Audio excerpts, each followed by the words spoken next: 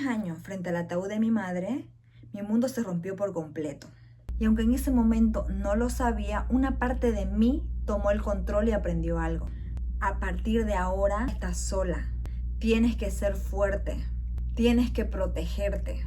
Y durante más de 20 años caminé por el mundo con esa armadura, creyendo que esa armadura era mi personalidad. Creía que yo simplemente era así, que tenía que ser fuerte, que tenía que controlar, que tenía que anticiparme a todo, que no tenía que depender de nadie, hasta que entendí algo que me quitó un enorme peso de encima. Muchas cosas que yo llamaba mi forma de ser habían sido en realidad formas de protegerme. Y entonces apareció una pregunta. Si muchas de las características con las que yo me identificaba eran aprendidas, ¿quién era yo detrás de todo eso? Hoy, para cerrar nuestra saga de cómo se programa un humano, vamos a hablar de esa parte de nosotros que muchas veces intentamos cambiar, controlar o incluso destruir antes de entenderla. El ego. Porque después de comprender nuestro sistema nervioso, mirar nuestras heridas y observar nuestros patrones, faltaba una última pregunta. ¿Quién es ese yo que se construyó para sobrevivir todo eso? Y sobre todo, ¿qué pasa cuando empiezas a confundirlo con quien realmente eres? Bienvenidos al Camino de Lucía, donde consideramos que el conocimiento es la puerta, pero la conexión con nuestro ser es el camino.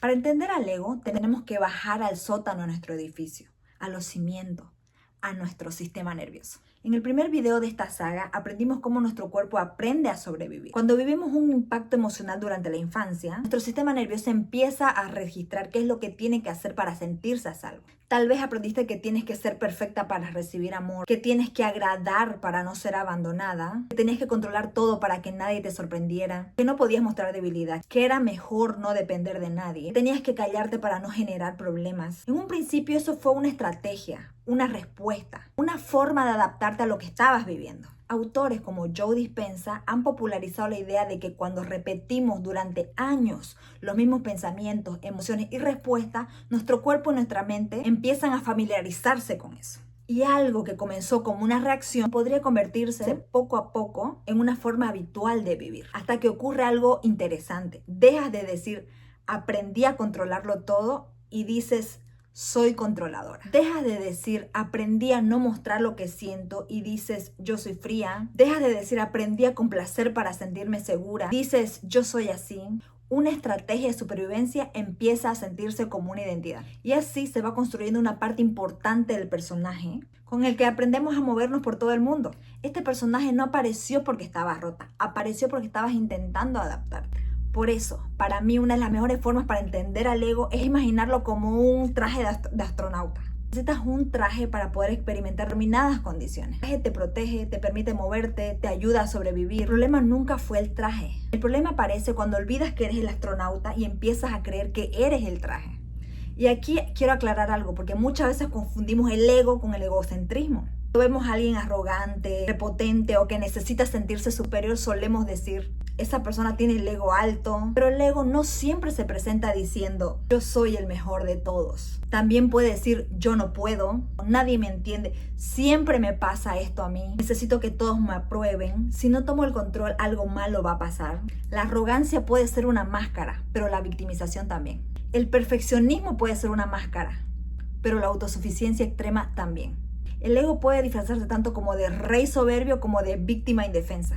Porque detrás de los personajes completamente diferentes puede existir la misma necesidad. Sentirse a salvo, ser aceptado, evitar el dolor, proteger una herida. Y esto cambia completamente la forma en que comenzamos a vernos. Porque quizás esa parte de ti que más criticas, esa que quiere controlarlo todo, esa que se compara, que tiene miedo, esa que necesita aprobación, no apareció para destruirte. Tal vez apareció intentando protegerte con las únicas herramientas que tenía. El psicólogo Carlos Jung exploró profundamente la relación de nuestra identidad consciente con todo aquello que rechazamos de nosotros mismos. A eso que no queremos mirar, que escondemos o que negamos, lo relacionó con la sombra. Aquí aparece un problema con la idea tan repetida de que para despertarnos tenemos que matar al ego. Cuando intentas matar una parte de ti, no necesariamente desaparece. A veces simplemente la empujas hacia un lugar más consciente. Y desde ahí puedes estar dirigiendo tu vida sin que te des cuenta. Por eso para mí despertar no es matar al ego.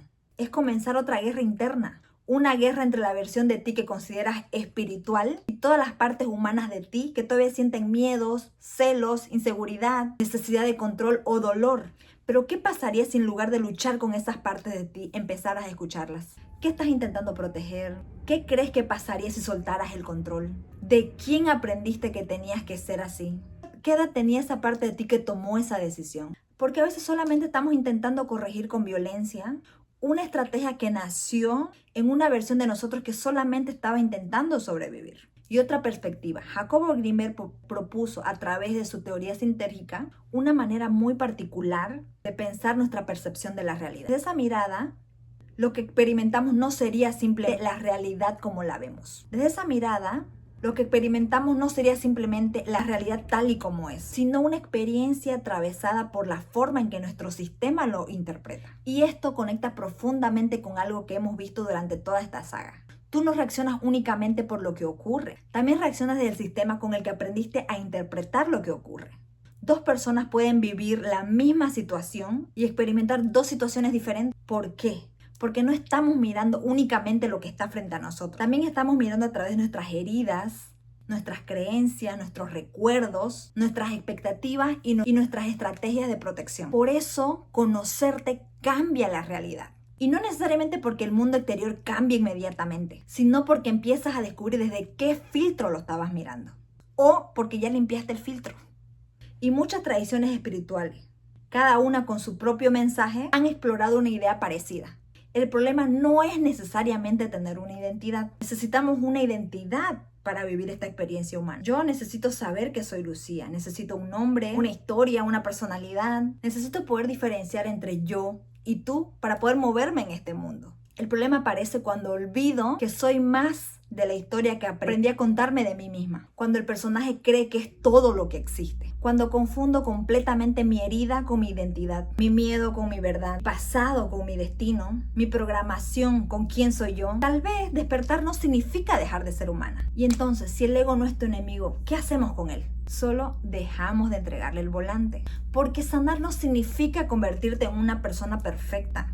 No significa nunca más sentir miedo. No significa que la necesidad de controlar desaparece mágicamente. No significa que nunca volverás a activar un patrón. El miedo puede aparecer, la inseguridad puede volver a aparecer. Y la necesidad de aprobación, por supuesto, también puede volver. Tu antigua programación puede intentar volver a tomar el control. Pero ahora existe una diferencia. Ahora puedes verla, puedes observarla, puedes preguntarle, ¿quién está reaccionando en este momento? ¿Qué estoy intentando proteger? ¿Esto pertenece al presente o mi cuerpo está reaccionando a una herida antigua?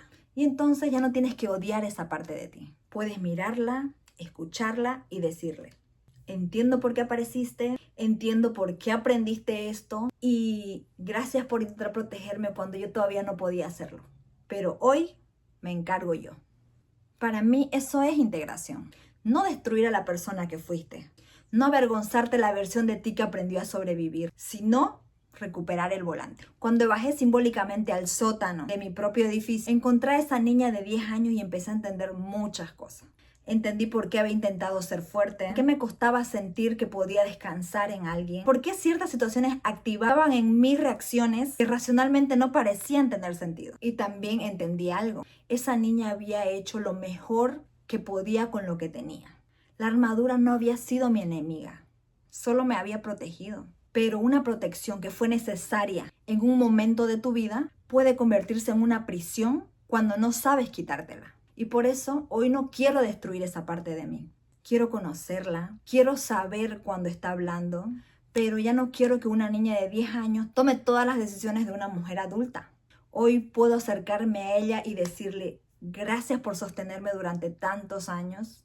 Gracias por mantenernos de pie, pero ya no estás sola, ahora estoy yo.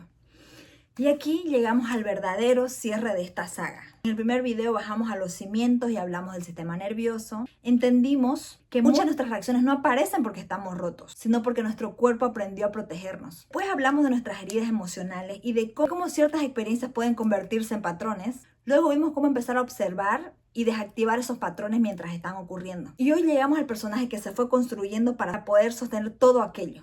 El ego, la identidad, el traje, la armadura, Pero comprender cómo fuiste programada no es el final del camino. En realidad es el momento en el que puedes empezar a elegir conscientemente qué partes de esa programación todavía sirven, qué aprendiste por miedo, qué quieres empezar a elegir hoy desde una mayor conciencia, porque quizás despertar no significa destruir al traje. Significa recordar que eres tú quien puede observarlo. El ego puede hablar, el miedo puede aparecer, los viejos programas pueden intentar volver, pero ahora hay alguien más en la habitación. Tú.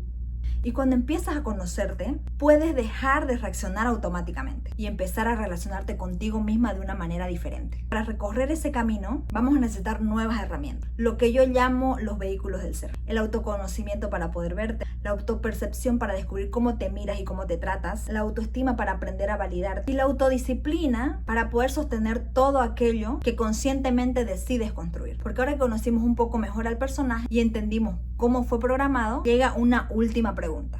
¿Podemos empezar a actualizar esa programación? ¿Podemos dejar de repetir automáticamente lo que aprendimos y comenzar a sembrar nuevas formas de pensar, sentir y elegir? ¿Podemos participar conscientemente en la construcción de la persona que estamos siendo? Ese es el siguiente nivel del juego. Con esto cerramos nuestra saga de cómo se programa un humano, pero no cerramos el camino. Aprender cómo llegar hasta aquí solo abre una puerta a una pregunta más interesante. Ahora que puedes verte, ¿quién eliges ser? Si este viaje resonó contigo, cuéntame en los comentarios qué parte de tu traje estás empezando a reconocer. ¿Qué características que creíste que eran tu personalidad hoy puedes mirar como una antigua forma de protección? Y suscríbete porque en el próximo video empezamos una nueva etapa. Ya conocimos al personaje, ya entendimos parte de su programación. Ahora vamos a descubrir cómo empezar a reescribirla conscientemente. Nos vemos en el próximo nivel.